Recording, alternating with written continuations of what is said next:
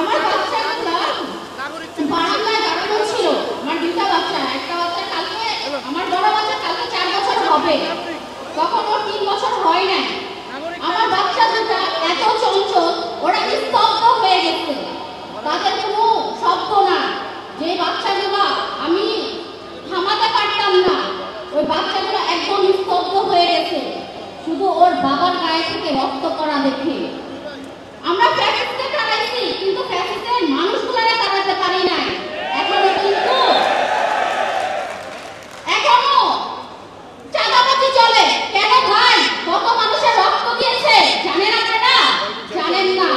কত মায়ের বুক খালি হয়েছে সেটাও আপনারা জানেন না। কত বাচ্চারা এতিম হয়েছে সেটাও আপনারা জানেন না।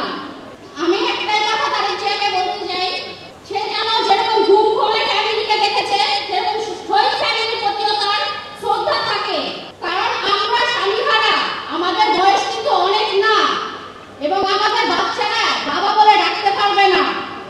তো আপনার কাছে আমার একটাই অনুরোধ, যে শহীদ ফ্যামিলি আছে তাদেরকে আপনারা দেখেন এবং রাষ্ট্রীয়ভাবে আমাদের মর্যাদা দিবেন, এবং যারা আমাদের হাজবেন্ডদেরকে, ভাইদেরকে, ছেলেদেরকে খুন করেছে তাদের বিচার চাই।